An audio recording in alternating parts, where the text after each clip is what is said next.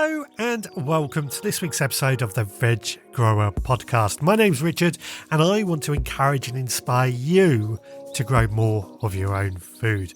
And I do this by sharing what's been going on in my own allotment and my own garden. Now, first of all, I want to just say I hope you've all had a really lovely Christmas. We've had a great one here at the Veg Grower Podcast HQ with family round on Christmas Day, and we ate lots of our homegrown vegetables. And to say it went down well would be an understatement. So really pleased and had a great success. Now this week we are looking back over 2024 in a bit of a review, which I always think pays off because it gives us a few ideas of what we can do in 2025. So to kick this off, let's head on down to the allotment and get started.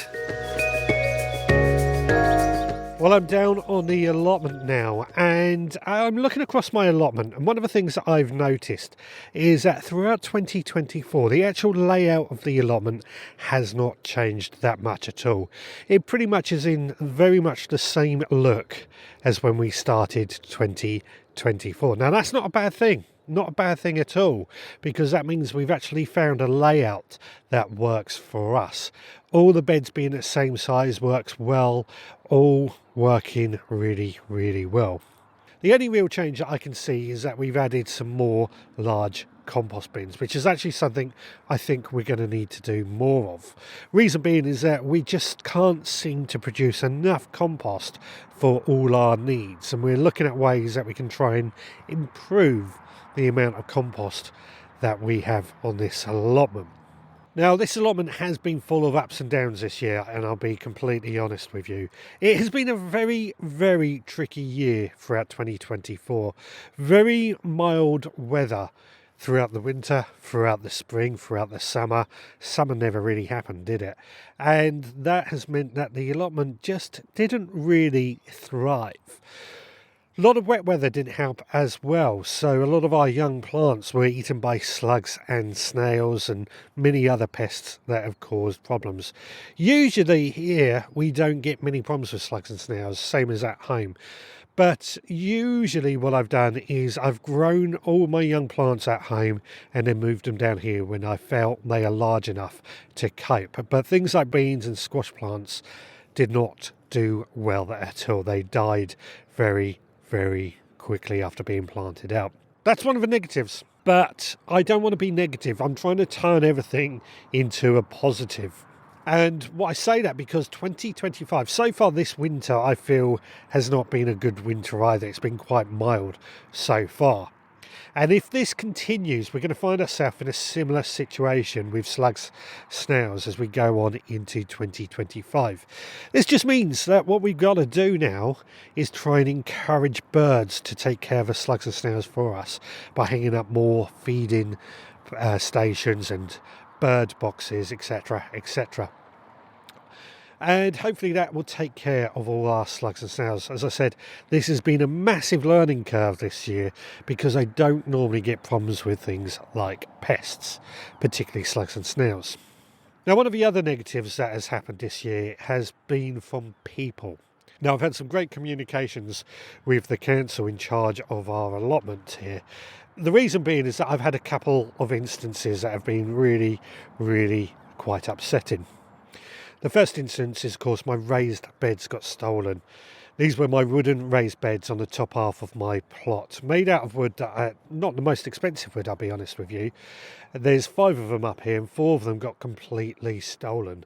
I actually found them on another plot, so I went and got them back and rebuilt the beds, and I've labelled them up with the number. Now, the second incident is something I haven't really spoken about because I had to actually contact the police about it, but it's so far in the past now, I think it's okay. I found a set of kitchen knives hidden on my allotment. There was 4 in total, and there could be more that I haven't came across just yet. But they were put in places that they had to be deliberately put there and deliberately hidden as if there was a reason to hide them. Now, luckily, I did spot them because that could have caused some quite serious injury, but they didn't, thankfully. I called the police and they've taken them and did whatever they have to do with them. But how they got here is still a bit of a mystery. And this is why I have now put up some cameras to try and catch what goes on when I'm not on the allotment. But these two instances, I actually think the root cause from these was one of my neighbour's plot. The plot to the top of my top allotment. Now, there used to be a nice couple there, and they came down with their kids. I won't say they were here every week, but they used to work it quite well. But I've not seen them at all this year, and their allotment has got very, very, very overgrown. Now, it's got so overgrown, the council has actually repossessed their allotment, leaving a shed and 2 greenhouses on there and lots of other bits, including bits of junk. But the problem I had with that is that because their plot looks so messy, and it did start invading into mine a little bit because we are literally next door to each other, but my fruit area in particular was affected by their lack of commitment. I think it had the effect that somebody would come along thinking my allotment was part of theirs, and they assumed that it had been vacated, so they were taking things and doing things that they shouldn't do. I've actually found things like branches thrown in this area as well, so there's definitely something that's not quite right going on because of this particular plot. But they have, as I said, been repossessed. And when I've had conversations with the guy in charge of the allotments, apparently there is a large waiting list for people waiting to come onto this allotment. So I don't think it'll be long before somebody takes it on, which will be great, because if they can get it all cut down, they will have a great plot. And with 2 greenhouses, although one of the greenhouses has walked onto another plot now, I've noticed. But there's 2 greenhouses, there's a shed, and there's lots of fruit trees and bushes. Just needs a really good trim and it'll be really good to go. However, this allotment has continued to be productive throughout 2024. Potatoes that we grew did do very, very well. We've got a good amount of potatoes from this allotment, and I only really grew potatoes on the allotment this year. I didn't really grow any at home. Garlic and onions were also very productive, and we've done well out of those, which we pretty much do every year. But this year, we've been very, very happy with what we've got. But for me, the real surprise has been down to a couple of things. Brassicas. We've done really well with things like cabbages, cauliflowers, even branching into some of the brassicas that I don't normally really eat. The turnips, the kohlrabi and things like that. And all of these have proved to be really, really successful here on the allotment. And another success was cucumbers, particularly the dragon's egg cucumbers, which was one of the seed of the month in collaboration with Premier Seeds. We grew those in Grandad's greenhouse this year, and they did really, really well. I've got to say, really pleased with how many dragon's egg cucumbers we got from just a couple of plants. Really prolific, lots of beautiful tasting cucumbers that just tasted absolutely delicious. So overall, that worked very, very well. Now, moving into 2025, there are areas I really want to get tidy this year, particularly the top of the allotment, particularly behind the greenhouses. I would like to get the second greenhouse, the Sergeant as I call it, glazed this year. That would be great, and then we can grow cucumbers in that greenhouse. I'm not overly worried if we don't get that completely done, because it is a lot of expense. Looking at it at the moment, it has twisted in the last storm, so I do need to sort of organise that. That's something on my to-do list. But we want to continue here on the allotment, continue being really productive with things like brassicas, potatoes, garlic and onions, and then anything else that we can grow is just a bonus. I tend to treat my allotment as somewhere where we can grow things that have a bit of a way of looking after themselves and don't need day-to-day care. One thing we're also going to continue doing is making visits to the allotment on a daily basis. Once it is light enough, of course, we can get down here every night on the way home from work and just do 20 minutes, half-hour work. It made a huge difference. This year has been very challenging, as I've said, what with the wet weather. but we've managed to get a lot of the weeds. We're on top of those by quite a bit this year, and it can only get better and better if we continue to practice little and often and make regular visits to this allotment. I'm looking forward to it, I really am, but I hope that you are going to join me on this journey as well. Well, I'm going to head on home now and talk about the home garden. In the meantime, let's find out about the Supporters Club this week. Well, I'm just going to interrupt this podcast quickly and just ask you if you could be good enough to leave me a rating and review on your podcast provider. It only takes you a few seconds, but it means the world to us. Helps us get found by more people who might be after a little bit of help in growing their own food. It really does only take you a few seconds, but it means the world to us. But also, this podcast is only able to keep running thanks to the help of our Supporters Club. And you could be a member as well. For just £5 a month, you get access to extra behind the scenes podcasts that share with you a little bit more of what's going on here at the Veg Grower Podcast HQ. You also get once a month our monthly seed pack through your letterbox. And in that seed pack, you get a collection of seeds that can be sown in that very month, as well as our mini newspaper. And these are exclusively for members of our Supporters Club.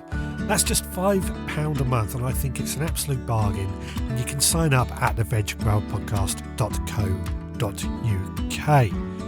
Now, over Christmas, we did actually sow a few seeds. We've sown some onions on Boxing Day, and that is the traditional day for sowing exhibition onions. But not only that, you help keep this podcast running, which is incredibly important. So if that is something you are interested in, head to theveggrowerpodcast.co.uk, and we're going to continue on the gardening out in the garden.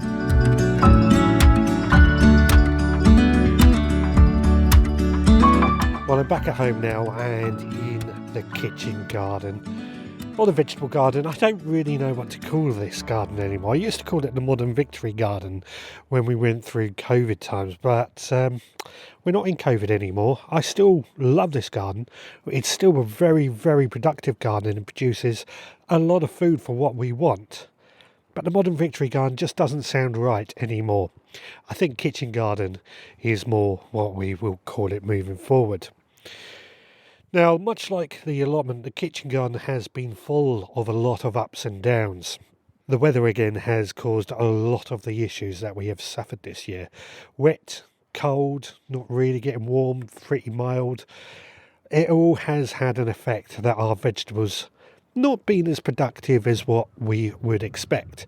I say that with a bit of trepidation because actually we have managed to pretty much grow all the food that we need, the exception being, like the allotment, the squashes and the beans.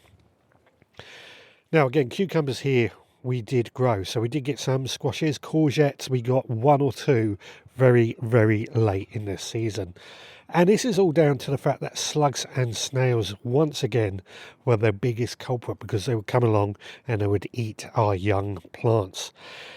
So we experimented with quite a few things throughout this year to try and tackle the slugs and snails. For me, it's all about being natural. I did find encouraging birds into the garden had the best effect at keeping slugs and snails down. We have had problems, of course, in recent years with bird flu. And because I kept chickens, that was a bit of an issue. Luckily, we haven't had any alerts. And now we've recently signed up to the new changes with chicken keeping. We actually find that we're getting more and more notifications of alerts for bird flu, but luckily not in our area. So it's not affecting us just yet. So like I said with the allotment, we're going to continue to encourage birds and other things like that into our garden to try and make the most of what we have here. It's the same with hedgehogs as well. I've always been keen to encourage hedgehogs, and we built a new hedgehog house this year, which I don't think anybody has taken up residence, if I'm honest with you, but it's there should they wish to use it. Definitely been an interesting insight. We've experimented with nematodes and various other things to try and see what would work. However, One of the biggest advantages that I think with having a home plot is the fact that it's just outside our door. Popping out for the odd 5 minutes here and there has made a big difference. One of the things that I tend to do is when I get up in the morning, I do go out into the garden first thing with Roxy, and I might spend half an hour in the garden before going to work. That for me does make a big difference because it sets me up for the day. I actually have found myself feeling much more positive and ready to tackle the day, feeling like the garden has had some work done to it. But it's also made the garden very easy to look after, in the sense that the weeds were easier to tackle. We could take care of our plants quicker, providing they hadn't been eaten overnight, of course. One of the things that I really wanted to do in 2024 was to make the garden more aesthetically pleasing, and I don't think we really achieved that. It's a bit of a challenge. As I said time and time before, I do suffer from ADHD, and making a mess is one of those things that comes with having ADHD. But that's not the only reason. I've got to be fair, it's not the only reason. A garden is a lot of work, like an allotment is a lot of work. And as I said, I do come out here in the morning to do a bit of work. I've got to keep the noise down because it's not fair on my neighbours. Weekends, I tend to go down to the allotment on a Saturday, and because I'm down on the allotment, I'm away from home, I'm away from distractions. It's far easier to concentrate on jobs down on the allotment. The home plot doesn't quite have the same effect.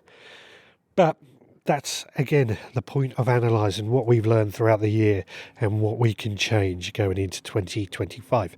I'm going to continue to try and make this kitchen garden much more visually pleasing.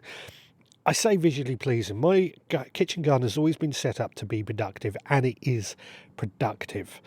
For me, it's more about making it look less like an allotment and more like a garden that you would be pleased to have in your neighbourhood. We can certainly do it. We can certainly do it. Now, unlike the allotment, here at home we have added new beds. We've added the 4 small beds in which we've experimented with various different styles of gardening. We've added a new rhubarb bed. We've added a new hotbed, and we will be adding a 3rd hotbed as well. One of the great things about running all these experiments is that it's been really interesting seeing how different things grow. So one of the best things that I got was the allotment. I spoke about this recently, which was in the tomato bed. The allotment is like a terracotta vessel that you submerge in the soil and you fill up with water, and the water just trickles out into the soil around it. That made it really worthwhile. I'm going to be trying to get my hands on a few more of those. We've of course had straw, which I placed down on top of a lot of the beds. I found that they did seem to attract slugs and snails a bit more, but I don't know if that was just the bad season at the same time, because the tomato bed had straw around it as well, and that seemed to survive. These are all things that we're going to be looking into 2025. One of the things that I did like, 2023, of course, we tried straw bale gardening, and it didn't really work, but I've learned a lot from that. I was going to try and do it again in 2024, didn't get around to it, but 2025 I'm going to be doing it again, and I'm going to be having these straw bales down one side of my garden in order to grow things like squashes, etc in. The reason I'm doing it in this particular area is that this area is a little bit difficult to keep the weeds down, difficult to get the lawnmower in, generally where I have my compost bin. So I figured if we put straw bales down there, it's going to help keep the weeds down while providing us with a growing space. Now, it may not be aesthetically pleasing, I don't know, but I'm going to experiment and see how we can deal with that. Now, one of the big experiments that we've done this year was, of course, with the autopot, the to-grow system. Now, this, for me, was a great success. We grew tomatoes on the patio in this, and we grew some lovely tomatoes very successfully with minimal work. I really like it. Of course, we do have the discount code. Actually, over the Christmas period, what I've been doing is in my greenhouse, I've cleared out, and this has been a bit of a project anyway, I've cleared out the beds, filled those up with gravel, and I've set up my autopot system in there, the 2-pot system with the 15 litre pots. Well, Autopot also sent me 2 extensions as well, so I've added that onto there and placed those in the greenhouse too, which gives me 6 15-litre pots in the greenhouse attached to the Autopot system. Added to that, I haven't set this up as of yet, but for Christmas my wife actually got me the 4-pot, which has a larger pot system, which is also going inside the greenhouse as well. So we're very much going to be using a greenhouse just for growing plants in, not so much for seed sowing, but that will come more apparent as we go on throughout the year. There's a lot of changes that I'm hoping will happen in this vegetable garden throughout 2025. The main thing that I really want to do, keep the garden tidy and keep it looking good. And let's not forget the front garden as well, the front garden where we've got the fruit garden. Well, that's been quite productive, producing plenty of currants, apples, etc., etc. Been a big success, and nothing actually did get stolen from there. So overall, we have had a very, very productive kitchen garden here at home.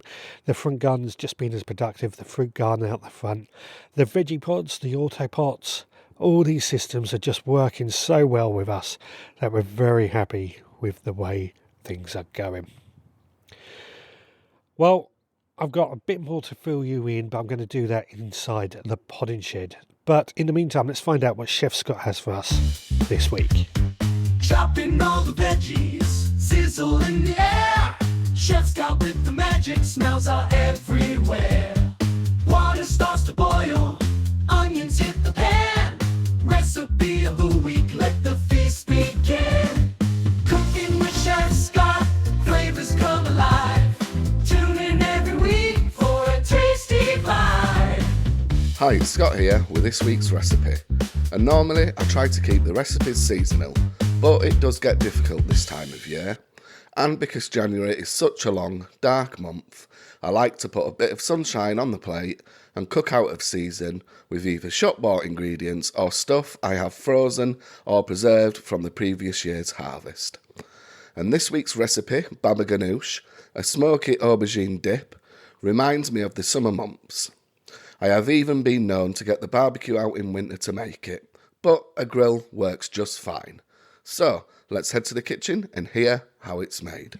As usual, you can find this recipe and others on the veggrowerpodcast.co.uk or on my Instagram page, Seed to Table Plot 13. For this recipe, you will need 2 aubergines, 40 millilitres of extra virgin olive oil, 2 cloves of crushed garlic, 1 teaspoon of ground cumin, 2 tablespoons of tahini, 1 lemon juiced, and to garnish, chopped mint, chopped parsley and pomegranate seeds. Method: pierce the aubergines with a fork a couple of times and then put your grill on its highest setting and grill the aubergines for 20 to 30 minutes until the skin is completely burnt and blistered. Then pop them into a mixing bowl and cover with cling film for 15 minutes. After this, scrape the aubergine flesh away from the skins, mix with the other ingredients and blend with a stick blender to a smooth dip, and garnish with the chopped herbs and pomegranate seeds, and serve with warm pita bread to dip into it. And that's the recipe done. And that's it from me this week. Well, that's another delicious recipe from Scott. And thank you, Scott, so much for that. I just want to take a moment here to thank Scott for all the recipes that he sent us through the year. They have really been appreciated, and a lot of you have enjoyed cooking the recipes and enjoying where we're going. I've also know that with conversations I've had with Scott, that him producing these recipes for the podcast has boosted his confidence. He's been able to go and apply for new jobs, even getting a new job, and using his work on the Veg Grower Podcast as a talking point in order to show what he can really, really do. So I want to thank you so much for that, Scott. And all the recipes that Scott has continued over the year, he's going to continue, don't get me wrong. We're going to get plenty more from him because I think he really enjoys it as well. So thank you, Scott. And thank you to everybody that's given us some really good feedback. Now, not only did we add Scott to the lineup, we also had Jenny, who recorded a piece from her allotment, her new allotment that was, and we were hoping that we were going to get a few regular updates. Now, I have kept in contact with Jenny. Unfortunately, she has had some family emergencies that are gone on right throughout this year, and they've even continued to happen over this Christmas period as well. Jenny has been helping behind the scenes as well, so I want to thank Jenny for that. Of course, it would be great to get some more updates from her allotment, but I'm not pushing it. Family always comes first. Nonetheless, I want to thank Jenny for that. We also have Stephen, who's behind the scenes helping us with some website issues that pop up every now and then. And it is my brother Max as well, who often helps us with IT issues. So quite a bit of a lot of people going on behind the scenes. Let's not forget my wife. I should thank her as well, because to be honest, without my wife, I don't think I could do this. Now, the podcast has actually gone from strength to strength this year, and I'm not surprised. Every year we do better and better as word gets out, but the podcast is really going from strength to strength, and I'm very happy with the growth that we continue to see. I have, of course, changed things up throughout the year. I always like to try and keep things a little bit fresh, a little bit different. I find the same formats can sometimes get a little bit boring, but I'm trying to stick with the same ethos that I'm sharing what I do on my allotment and my garden. And what we've done, instead of going right through all the minutiae of everything I'm doing on the allotment or the garden over the last week, what I'm trying to do now is focus on one task on each of those locations that I can really get into a lot of detail about. I've done all the minutiae for over 10 years now, and although I liked doing it, I just felt it was getting a little bit repetitive. And the fact that I'm spending some time in the morning or in the evening doing gardening as well was finding it a little bit difficult to say, oh yeah, I did weeding today, and oh, I guess what, I did weeding today, as an example. So we did change the format up a bit. I think it's working. We're still working. It's more of a magazine type podcast now, but we're still working on trying to improve it, because I think there's a lot of things that you guys want to know still. And I think there's still a lot more information that I think we could share. It's all not so much experimenting, but we're trying things out and seeing just how things can go. Now, of course, the podcast is only one part of it. We do have YouTube, except the live stream, which are also going from strength to strength as well, Instagram and things like that. Some of the things that I'm really proud that we have achieved over this year has been, well, we did a couple of talks. One was at CD Sunday, where I was on a panel answering questions, which went down really well, actually, and I managed to record that audio for the podcast, and seems to go down very well too. Love doing that. I really did love doing it and being on the spot and getting asked questions, because it amazes me how easy I find it to have the answer ready to go in my head. We also did a talk for Bishopstoke Garden Club, which I thoroughly enjoyed as well. And again, we had a Q&A at the end of that. And I do like doing these talks, but more importantly, it promotes the podcast and get us out there, getting more people to grow their own food. We've also been on BBC Radio 2 for Midnight Mastermind, which was a lot of fun with DJ OJ. A lot of fun, I've got to say, we had with that, and that was one of my highlights of the year, because that was a lot of fun and also a really big audience, and we got more people listening and growing their own food off the back of that. And then, of course, we climbed Mount Snowdon, myself and a group of other people, mainly Instagrammers. We climbed Mount Snowdon and we raised a lot of money for charity, and this was getting kids gardening into schools. We managed to get 6 schools with a garden success plan, which I'm really quite happy with. And climbing Mount Snowdon was something I've wanted to do for a while. I've climbed lots of mountains in the past, never Mount Snowdon, and I thoroughly had a great time and made some really good friends out of it as well. But the main thing that we do, of course, here is that we like to grow food, and we've had a lot of success as well as a lot of failures growing food this year. I've already mentioned beans and squashes, so I'm not going to go too much into the failures, but the successes, rhubarb once again has been a massive success. We are self-sufficient in rhubarb. Eggs as well with our 4 chickens. They have been going from strength to strength. We almost get too many eggs now, but we don't mind that. We do enjoy the tasty, delicious eggs. We've also been self-sufficient in tomatoes, peppers, chilies, potatoes, onions, many other vegetables. In fact, there's very few vegetables we need to buy. In fact, my wife, who does a lot of the food shopping these days, she has got our food bill down to an incredibly low price now. We only really buy things that we cannot produce ourselves, so meat, milk, honey, etc., etc. It's great because we are buying less, but we're buying a much higher quality food. We're supporting our farmers because we're going more and more to our local farm shop for these sort of things. And this is all because we are able to produce so much of our own vegetables that we don't have to worry where our money for groceries goes, because it's just so much better having homegrown vegetables. And it's certainly something that we're very pleased and proud that we have achieved here at the Veg Grower Podcast. Now, the big question, of course, is how much food have we produced throughout 2024 in terms of value? I do keep logs of how much food we harvest, and I'm hoping in 2025 to be a little bit better at sharing that with you with a weekly harvest report like we used to do. But what we managed to achieve in 2024 was just over £6,000 worth of food. We produced a lot of food, and I'm very, very, very happy with that, because I think we've just done an amazing amount of food, and I'm very, very pleased with that. And just over £6,000, that is a lot of money. That is a lot of money to produce.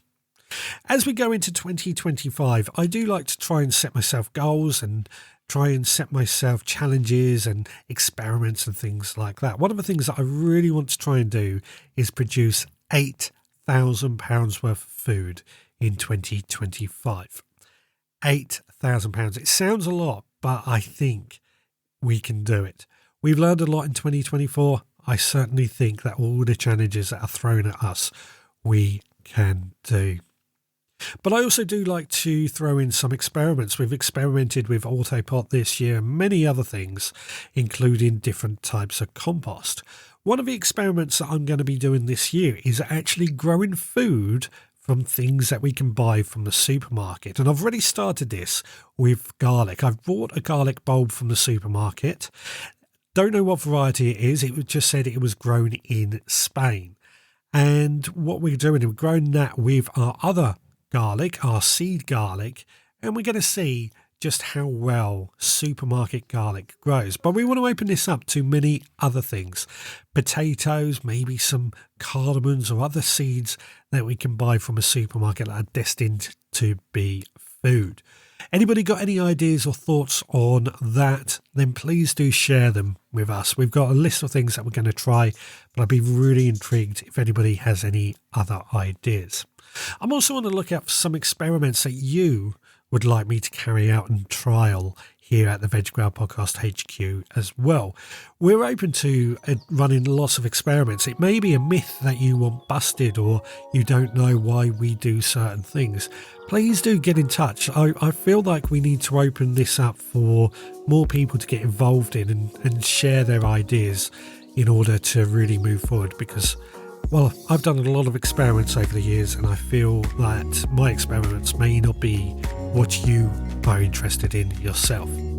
So I'm going to open it up more for you. Let me know what you would like me to trial, what you would like me to experiment, and what you would like me to really try and do as well. Same with projects. I've got a few ideas for projects that I want to do, but you might have ideas of projects that you would like me to do and see how it works out. Again, please do get in touch. Now, each year I do like to grow a vegetable that I've never grown before. In 2025, that vegetable is going to be cardoon.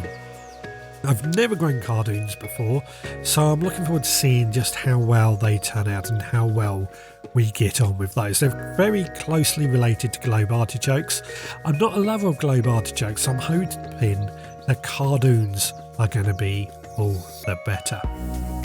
Well, that has been 2024 wrapped up. We are publishing this podcast on 30th of December 2024. We will be back again next year, next week.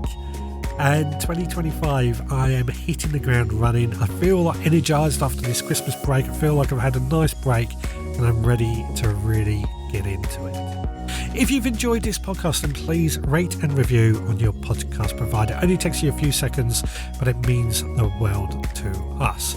If you've also enjoyed this podcast, you want to support the work that we do, then please consider becoming a member of our supporters club. The details on that at theveggrowerpodcast.co.uk. If you want to get in touch, my email address is richard@theveggrowerpodcast.co.uk, and you can also visit the website theveggrowerpodcast.co.uk, where you can leave a voicemail on our Speak Pipe service, or you can leave a comment on the bottom of a blog post. You can also contact me through social media. Give us a follow, give us a like, and all that jazz as well. We're often on social media. I'm trying to stay off social media a bit more, but I need to publish more. So please do go check us out on social media, because we're planning on posting more content. Right, that is it for this year. We will be back again next time. So until then, please take care and have a great new year.